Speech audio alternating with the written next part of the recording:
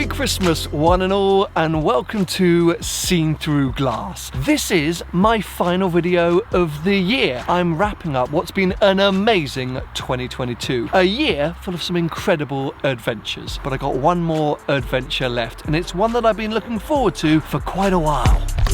Because this is the car that I'm taking, the new Lotus Emira, a car I've been waiting to drive ever since it launched what feels like 10 years ago. I realise I'm a little bit late to the game when it comes to the Emira. Most other UK car channels have driven this car by now. Heck, I think even some of them have bought this car. But they say good things come to those that wait, and there are some reasons as to why I'm a bit late to the game. Without going into too many boring details, essentially, I wasn't around when they did the big press drives for this car earlier in the year. The plan was always to wait a little while so I could spend more time with an Emira and take it on a trip. But then, like so many manufacturers around the world, Lotus got hit with production delays. I know a thing or two about production delays. Look at my Porsche 911 GT3. Or don't, because it's still not here. So I'm not blaming Lotus. And actually I shouldn't complain in general, because I'm aware with those production delays, many Emira customers probably don't have their cars yet. And I'm standing here in front of an Emira with the keys in my pocket. So I should stop complaining, shouldn't I? Yeah, I'm gonna stop complaining. So yes, whilst it's December, it's pretty cold, the roads are super wet and slippery, and it's a few days before Christmas, meaning there's a lot of holiday traffic on the roads, I'm super excited. I've always been a bit of a fan of the Lotus brand, especially their heritage. Some of you might remember a few years ago, I spent a summer with an Evora, had an absolute blast, took it all through Europe. And actually it was that experience that told me the only way to really test this new car was by taking it on an adventure. So I'm heading up north to one of my favourite roads in the UK, and actually the UK's highest road.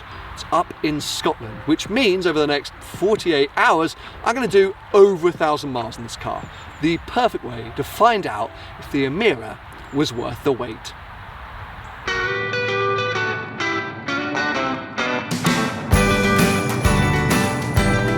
Hi there, can I have an oat milk flat white, please?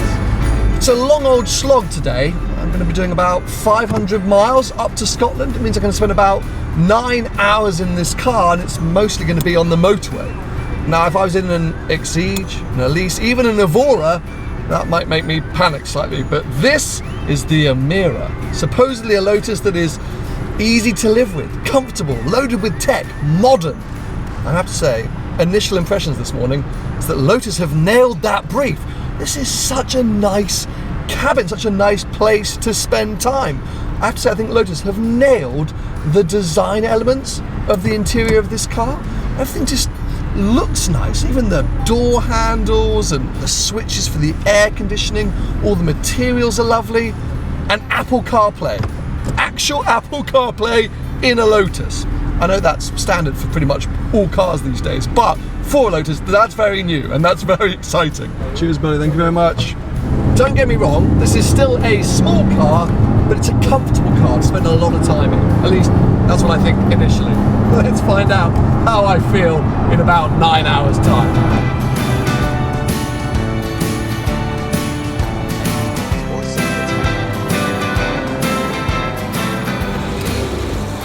Well, I'm about halfway now. I've done around 250 miles, been averaging 29.5 mpg. And I have to say, apart from the small entertainment system glitch, the car's been pretty fantastic. CarPlay. How did I get back to CarPlay? CarPlay. End. There's no call on my phone right now. Right, I'm going for the old school. Off. Door open. Lock car. Wait for some time. Some time later. Okay, CarPlay's back. Are we gonna get any kind of music? But this is yes! one of my favourites. It's called All Right.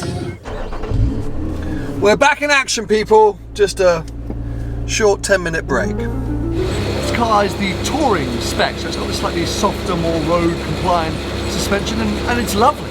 UK motorways aren't always that smooth, but yeah, I'm just sitting on these big comfy electric seats. I've got the sound system working now, using a bit of cruise control. All of this in a Lotus. It's kind of hard or weird to get used to, but then when you kind of get used to it, you're like, oh, this is all pretty fantastic.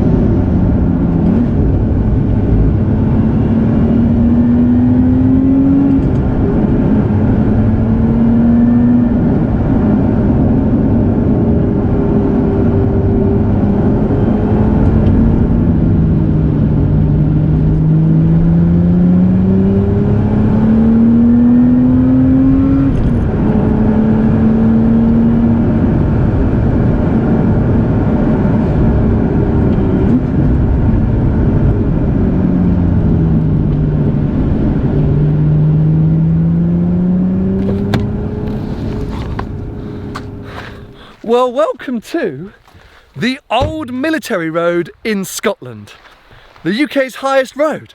I didn't think I was going to get here tonight before sunset. I thought it'd be dark by the time I arrived, but no, I pulled off the motorway, took some beautiful A roads, and then suddenly, before I knew it, here I was. Yes, one of my favourite roads in the UK. Because the sun hasn't set quite yet, I decided to chuck this thing into sport mode. Just have a little bit of a sneak peek of what we might expect or find tomorrow. And initial impressions, again, this car, all the initial impressions very good. My God, was it exciting. Squirmy as hell. On power, on brakes, on turning, the whole thing is just so alive, and that makes it so much fun. So I cannot wait to get back out here tomorrow and really explore this road and this car. There's so many sections to this road. Really tight technical parts, loads of off-camber corners, loads of crests and bumps, but then also some really open, wide flowing parts. And yeah, I think this thing is going to be an absolute gem. Oh, I'm really starting to bond with it now. Really starting to bond with it. Anyway, it's quite chilly, so I reckon let's crack on to the hotel, come back here tomorrow morning for what's going to be, yeah, an epic morning.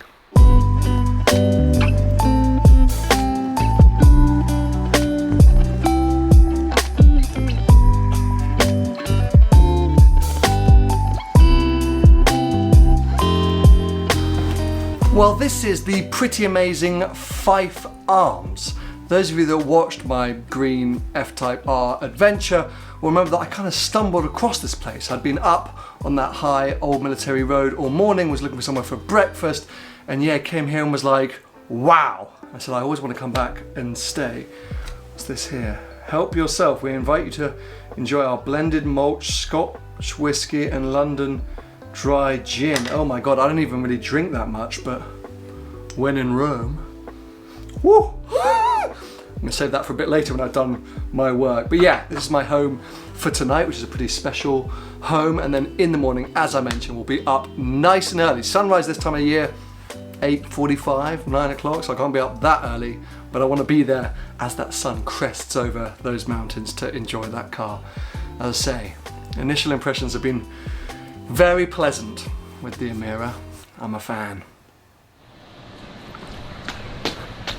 Well, good morning. I had a fantastic night's sleep, an even better breakfast, but I've woken up to a bit of a damp, slightly drizzly day here in Scotland, which is going to make a spirited drive in the Emira interesting, but I'm sure no less fun.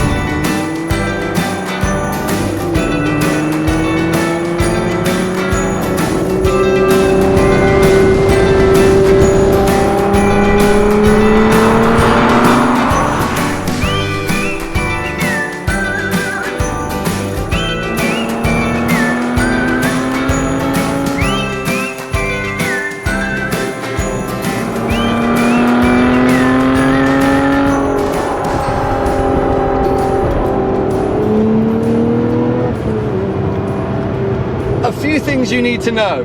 I've actually left the Old Military Road. The first section was amazing, but it's long and flowing and not exactly the place I wanted to test out this Emira. Then when I got to the peak at the Glenshee Ski Centre, dense fog appeared. So I've carried on and I'm trying to head down and away from the fog, but it keeps following me. It's still very cold. I've been trying all morning to warm up the tyres on this car, and it's just not happening for me. So we've got to take it a bit easy because, well, yeah, I'm driving around on concrete blocks and this car is moving a lot, but moving in a good way. I don't really know where to start because there's kind of a lot I want to talk about. Let's kick things off just quickly with the kind of the powertrain of this vehicle, because that's one thing which feels very familiar. Yesterday I was kind of bowled over by the new tech and the plushiness of this interior. It all felt so new for a Lotus, but the driving element or the driving dynamics or, yeah, the powertrain all very familiar. That's because, well, we've seen it before. This car essentially has the same engine and gearbox as the Evora, which I've mentioned quite a few times in this video. So whilst this car is a step forward for Lotus, it's also a bit of a step back, because whilst it shares the same engine and gearbox, this car actually has less power and weighs more than the Evora. It's not great for the Lotus purists, but it's very good for those that maybe hadn't considered a Lotus before, because, well, firstly, Lotus will say that the reason they've got less power and a little bit more weight is firstly for emissions, but also because of all these enhancements. These big comfy electric chairs, for example, all the wiring and gibbons that go with these screens and things like that, they all add weight. So firstly, the car is a bit slower because it's easier to live with, but also I think it's to make the car more easy to drive.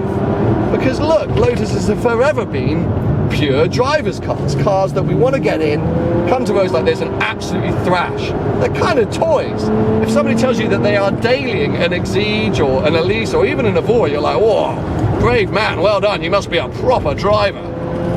But Lotus wants Cayman owners to buy these things. They want people who just want to live with a sports car to buy this. And if it is completely razor sharp and kind of dialed in all the time, people are going to go, oh, it's too much. They had to sort of dial it back slightly so that it could be more usable, but also more predictable. And that's the thing which I really enjoyed today. You can see these are not the conditions to be driving this car in, and I'm really focusing on the road. I haven't looked at the camera that much because, yeah, it's sketchy out here, but this car is not sketchy. It is so predictable. Every kind of move and element, I'm like, yep, there we go, which means it's so easy to enjoy, and enjoy, you know, in quite a brisk way, he says as he nearly understeers into some trees. But yeah, that's the thing, is that you're going to get people who maybe thought previously Lotuses were just, you know, track monsters or canyon carvers, get in this thing and go, oh, it's not too intense actually. I can drive this, I can have fun. And whilst it may mean that Lotus purists are going to have to wait for the hardcore variant, I'm sure there's going to be an Emira 430 or Emira Cup, road legal Cup car, whatever. For now, I do think they've done a brilliant job, Lotus, at just refining what was already a fantastic product, just opening it up. Oh my God. But yeah, all in all, I have loved this experience. For me, yeah, it's made Lotus better. There are still some glitches that they need to figure out, but it's a new car. As I say, purists I'm sure will go, oh well, is it really a Lotus? It's fat and it's heavy and it's slow, but it's anything but slow. And even this one, which is the touring spec, not the sport spec, which would have the firmer suspension, is an absolute blast. Anyway, I better stop talking because I'm definitely going to hit a sheep or a wall. Keep heading down these high roads, having a blast.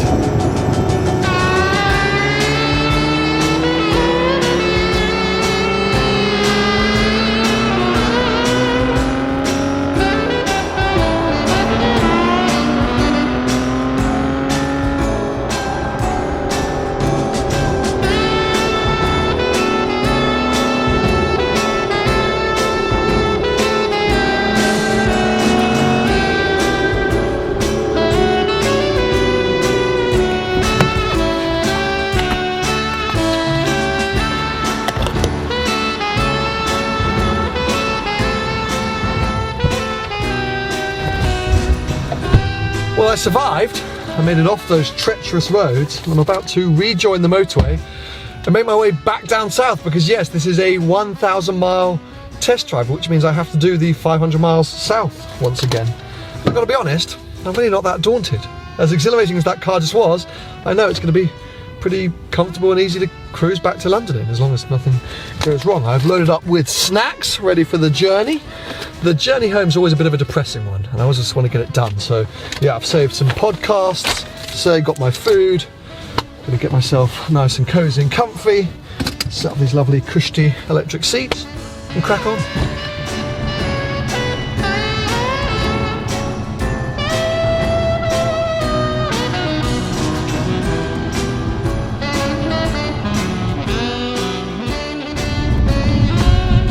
Well, I've made it back to London. About 7:30 in the evening. According to the onboard computer, I've done 1,098 miles, average 26 mpg. I have to say, it doesn't feel like I've done 1,098 miles. I feel fresh as a daisy. That is a testament to this car, which I'm sure you're not going to be surprised to hear me say, I really like.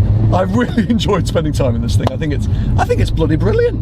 It's not a revolutionary car for Lotus, as maybe some would expect or thought. It's very much, well, it's just an improvement on what they already had. Feels very familiar. It's just a better Evora, Elise or Exige. I think that's great. It means that, you know, Lotus have moved closer to their rivals. This is a car you should genuinely consider alongside a Cayman or an M2. I think if I had the money or the garage space, I'd have one. I honestly, on the drive back right now, I've been going, I'd have one of these. I'd actually really like one. There are a few things that annoy me. The boot space, I think, is still a little bit too small. You get this good old shelf back here, which is similar to my 360, but yeah, the boot's sort of crammed next to the engine, so it gets all hot, and that annoys me. Some of the touch buttons on the steering wheel, they're just a bit weird. The right-hand side seems oversensitive. I scroll through menus without meaning to, and the left-hand side is a little bit unsensitive. Cruise control sort of seems slow to kick in and things like that. It's great that I've got cruise control on a Lotus, but I kind of want it to be a little bit more, yeah, interactive. Sound system as well, it's a bit too quiet. I spent most of the journey constantly trying to turn my music up, and it just always seems, yeah, a bit too low. But as an overall package, as a car, as a sort of livable with sports car, what a thing. Anyway, as I said at the start of the video, Merry Christmas, if you're watching this on Christmas Day when it's been released. Thank you so much for all the amazing support this year. It feels like it's been a really exciting and big year for Seen Through Glass, so thank you so much for that. Next year, things are going to feel a little bit different, a bit like with the Emira. It's not going to be a revolution, hopefully an improvement. I'm going to really be focusing in on proper car content, but also proper adventures and trips. That is starting next week with an adventure to Australia. So yeah, subscribe now, turn on notifications so you don't miss that. Some epic times ahead. Then when I get back, yeah, I'm really excited to get into just some slightly different / improved content. So thanks again. Merry Christmas if you're watching. Go buy an Emira. They're great.